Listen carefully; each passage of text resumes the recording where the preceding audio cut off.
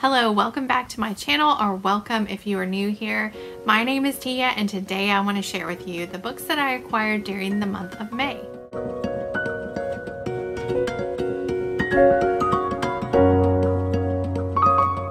So I have acquired a lot of books during the month of May. May is actually my birthday month, so I did receive several books as gifts from my family, and I also got money and gift cards, that kind of thing. So yeah, I got a lot of books during the month of May, so many that I'm going to split this book haul into two sections. This first half is going to be historical fiction, contemporary romance, a little bit of fantasy, and maybe one classic. And then the second half of the book haul that will come out probably next week is going to be thrillers and mystery. So let's just jump into this half of the book haul. First off, I did receive 4 books from publishers this month, so I'm going to show those to you first. The first 3 books are from Grand Central Publishing, so thank you so much to Grand Central for sending these my way. I'm really excited about reading all 3 of these. The first one being The Siren by Catherine St. John. This book takes place during the summer on an island in the Caribbean, and it is during the filming of a brand new movie called The Siren, and it is following the actors and actresses in this movie. I think that the main character of the movie, the star of the movie, and his ex-wife are like the 2 main stars of the movie, and that there's going to be a whole lot of drama surrounding them, and there's other women that are involved. It just sounds like it's going to be like a really beachy, soapy type read, perfect for the summer. So I'm really looking forward to getting to this one. Grand Central also sent me Brat, an 80s story by Andrew McCarthy. So this is a memoir, obviously written by Andrew McCarthy, who is an 80s film star. I most famously know him from Pretty in Pink. I can't tell you how many times I watched that movie. I was a child in the 80s. I, didn't come into my teens until the 90s, so I am not like incredibly familiar with Andrew McCarthy's work like teens of the 80s would be, but I definitely did watch Pretty in Pink a million times. Also St. Elmo's Fire, and I'm really interested in reading his memoir. I really enjoy celebrity memoirs, so I'm hoping that this is a good one too. And the last book that Grand Central sent my way is The Glorious Guinness Girls by Emily Auercan, and this one is based on a true story actually, and it focuses around 3 sisters who are heirs to the Guinness fortune, and this woman who has been sent to be their companion, her name is Felicity. I think this takes place in the 1920s, and Felicity witnesses all of the drama and the secrets that go on behind the scenes while she's being their companion during this time period in history, and it sounds fascinating. I hope that this is a great read. This cover is absolutely gorgeous, and this is another one that has been on my radar, and I can't wait to pick it up. And then lastly, from Shadow Mountain Publishing, I was sent Legend of the Dragon Slayer by Brandon Mull and illustrated by Brandon Dorman. This is a companion to the Fablehaven and the Dragon Watch series. This is like an origin of where the Dragon Slayer came from that is part of those 2 series. Those 2 are like a fantasy middle grade series. I have read the Fablehaven series, all but like the last book. I really need to go back and finish up that series, but I haven't read the Dragon Watch series yet, but I need to for sure. The Fablehaven series is definitely an interesting and engrossing middle grade series, so I'm looking forward to picking this up as well and learning more about the legend of the Dragon Slayer. Next, I have 4 Pride and Prejudice spin-offs. So if you watched my last haul in April, I definitely picked up several Jane Austen inspired books, and I got some comments recommending more to me, and I did pick up a few of those, so thank you for those recommendations if you're one of those people who left them. The first one is The Independence of Miss Mary Bennet by Colleen McCullough. So this is the same author who wrote The Thornbirds, which I haven't read yet, but I've seen that movie like a million times because my dad used to love it. But anyway, I'm hoping that this book is really great as well. Obviously, this is following Mary Bennet, who is like the companion of Mrs. Bennet after her husband has died, but Mary wants to break free of all of her family obligations, and when she does so, I think she stumbles upon romance. I am really interested in this. Obviously, I love Pride and Prejudice spin-offs, and I've never read one that focused on Mary before, so hopefully this is a great one. Thanks again to you who recommended it. Another one that was recommended to me in that video is Mr. Darcy's Daughters by Elizabeth Aston. So this is picking up 20 years after Pride and Prejudice ends, and it is following Elizabeth and Darcy's 5 daughters. So of course they would have 5 daughters, just like Elizabeth came from a family of 5 daughters. That's pretty interesting. But yeah, I'm looking forward to reading this as well. I've heard great things about this one, and it sounds like it's going to be a fun time for sure. This next one is like part of a series that Amanda Grange wrote. It's not really a series, I guess they're all like companion books, but she wrote a diary of each of the main male protagonist of Jane Austen's novels, and I had already gotten Colonel Brandon's, and this month I went ahead and picked up Mr. Darcy's diary, and this is just Pride and Prejudice from Mr. Darcy's point of view. And I read Pride and Prejudice in May. I reread it, and I was hoping to get to this in May. I haven't gotten around to reading it yet, but maybe it'll still have time to happen. We'll see. And then the final Pride and Prejudice retelling I got this month is called Perception by Terry Fleming. This is one that I believe Amazon recommended to me based on my search history, because I've been looking a lot for Pride and Prejudice retellings. This is one that focuses again on Mary, but also Kitty, the 2 younger sisters who have been left behind in the family home after the other 3 have gotten married during Pride and Prejudice. Then the next few are going to be contemporary romance and chicklit, the first one being Suddenly You by Nicole Chase, a royal romance between Samantha, who is an American working on getting her master's degree in wildlife biology, and the crown prince of a, I'm assuming, fictional country called Lilaria. I can't even say that, but anyway, yeah, so I'm assuming it's gonna also be like opposites. Sounds like it's gonna be a lot of fun. I don't know if I think I've read like one royalty romance, and I really enjoyed it, so I'm hoping this is a good one too. One and Only by Jenny Holliday is the first in the Bridesmaids Behaving Badly series. So all of these take place around weddings. This one is following a bridesmaid whose name is Jane. She has been tasked with basically babysitting the groom's like troublemaker brother. He is a former soldier, and he's back from deployment, and he is ready to like party and make a lot of trouble, and so Jane is supposed to be keeping him in check. It sounds like it is a like opposites attract romance, and I'm really looking forward to this one, just like all of the other ones. I know I've said that 100 times. And I have My Mamma Mia Summer by Annie Robertson. This one is following a woman named Laurel who hasn't taken a risk during her whole entire life. Then one summer she decides to take inspiration from her beloved ABBA albums and pack up a suitcase and head off to Greece. And it sounds like it's going to be a lot of fun. I'm really looking forward to some fun summertime reads this summer, and this one promises to be that, so hopefully it is. Then I have The Bookshop at Water's End by Patty Callahan Henry, and this is another one that takes place during the summer. It's following a woman whose name is Bonnie, and she has great memories of the summers that she used to spend in this small town in South Carolina with her best friend, visiting the local bookstore, and now she's back there visiting again. She's in her 50s. She is an emergency room doctor, and her marriage seems to be failing, and she has a troubled teen daughter. So she comes back to the island where she reunites with her friend and I think the bookshop owner, and they just have a summer of reminiscing. I'm not sure what else is going to happen. It sounds like there might be like a mystery, maybe some secrets, and this one sounds quite intriguing, and I always enjoy a book that involves a bookshop. This is Beginner's Luck by Kate Claiborne. So this one is the beginning of a trilogy about 3 friends who have won the lottery. Now they haven't won enough money to like quit their jobs and never work again or that type of thing. They've just won enough to like do something big with their lives, to change their life in like a small way, but not like forever. So each one of their books, I believe, is following them as they figure out what to do with their money. and each one has a romance. These are contemporary romances, so I'm looking forward to reading the first one in this trilogy. Next I have The Failed Audition by Krista and Becca Ritchie. So this is a book that has been on BookTube for a while, and it actually used to have a different cover and a different name.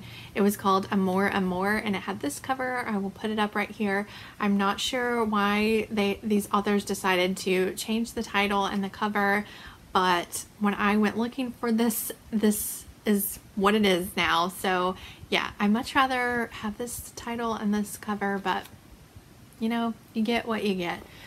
So this is a contemporary romance that takes place in Las Vegas, and it's following a group of circus performers. The main character in this book is an aerialist in an acrobatics show. It sounds like maybe it's more of like a Cirque du Soleil type show, not like a Barnum and Brothers, Ringling Brothers circus. Yeah, but I've heard great things about this book and I can't wait to give it a try. Second, First Impressions by Sally Thorne. Now this is one that I definitely remember my husband gave to me. This book I think just came out recently, and I have been dying to read something else by Sally Thorne ever since I read The Hating Game. I never picked up 99% Mine because it got such bad reviews, but this one I think has been getting good reviews. I don't really know that much about it, and I don't want to read into it yet because I sort of want to go into this blind and not be spoiled by the back or by what other people are saying, because I really want to fall in love with another Sally Thorne book. So here's this one. I'm hoping to get to it soon. And I have Wedding Night by Sophie Kinsella. So this one is following a girl named Lottie, and she has been hoping that her boyfriend is going to pop in the big question, but instead his big question involves going on a trip, and she's quite disappointed, and somehow she bumps into like an old flame and they agree to just get married. I'm not really sure why, but I think her best friend tries to talk her out of it. That's all I really know about it. It sounds, you know, it sounds like classic Sophie Kinsella, and there's probably going to be a lot of funny moments and some heartwarming moments too, so I'm looking forward to that one for sure. And I have The Trouble with Hating You by Sajni Patel. This one is another contemporary romance, and it's following a young woman who is a chemical engineer, biochemical engineer, and she is very happily single. She is happy with her life, but her parents keep trying to set her up.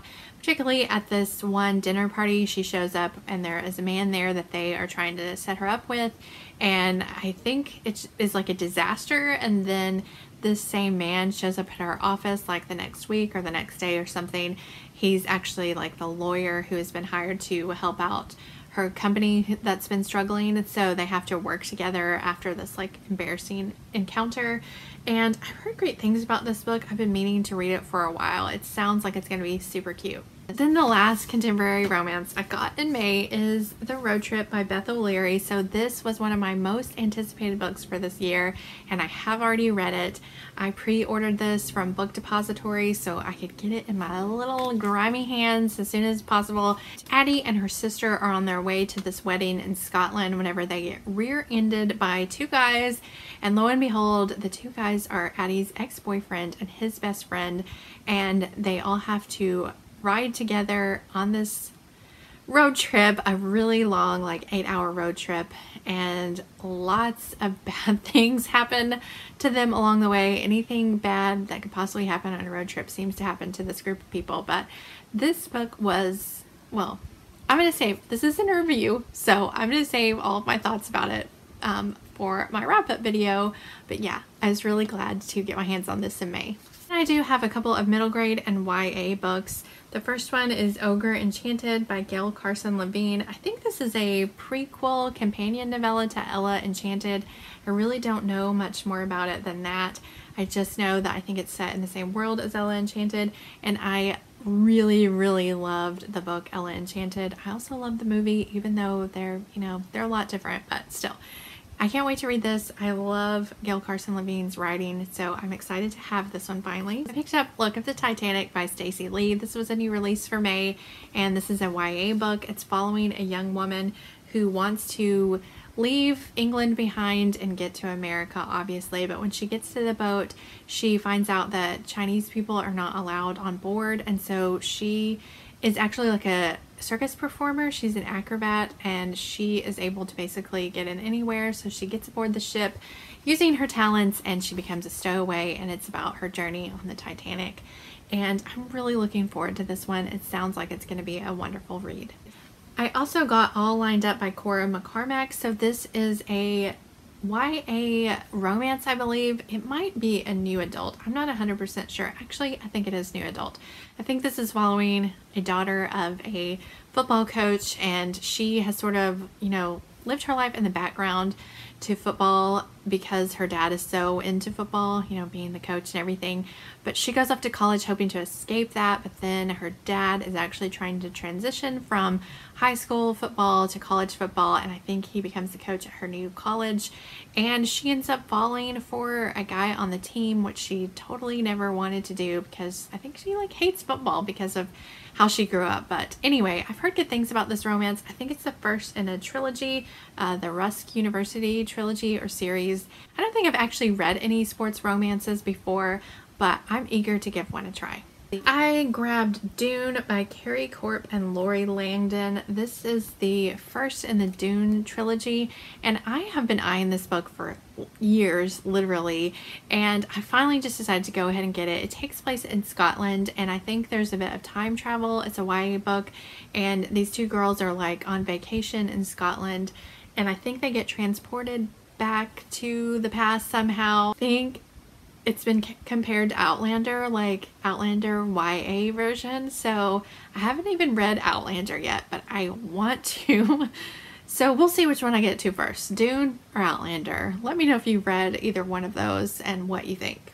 Next is my section of historical fiction and historical romance. The first one is a historical romance called Suddenly You by Lisa Kleypas. So I really enjoy Lisa Kleypas's historical romances, and this is one that I think is a standalone, and I heard raved about on the Fated Mates podcast, and so I just went ahead and grabbed it for my birthday with some birthday money and picked up Miss Pettigrew Lives for a Day by Winifred Watson. This is another one that I've wanted to read for years and just never snagged a copy, but now some ladies on BookTube, including Rainy from Rainy Day Reads and Kate from Kate Howe, I believe, are hosting a read-along of this in June, and I will try to find the details for that because I'm not exactly sure when everything is going down with that read along. But yeah, I am hoping to read this along with them in June because it's one I've wanted to read forever. I picked up The Ladies of the Secret Circus by Constance Sayers. So this is one that just came out recently. I can't remember the release date, but it had been on my radar for a while, and I went ahead and got it for my birthday. And this one is a dual timeline story. It's following takes place in Paris in 1925 following a circus, and then I think 2004 in the United States, and it's following a woman whose fiance disappears, and she ends up coming across her great-grandmother's journals and begins to learn about the circus and her family history, and I'm not sure how the two timelines are going to intertwine, but it sounds super duper interesting. Can't wait to read that one. And again, I think because I was looking at that one, I got suggested some other circus books on Amazon. This one and the other one, Amour Amour. So Amazon started recommending me some circus books, and I snagged a couple. So looks like I have some circus reading in my near future, hopefully. I got The Ringmaster's Daughter by Carly Shabowski. This one is also a historical fiction novel that's taking place in Paris as well as the previous one, and this one's following like a traveling circus and a young man named Michael who has been hired to take care of the horses. I think there's going to be a romance maybe between him and the trapeze artist.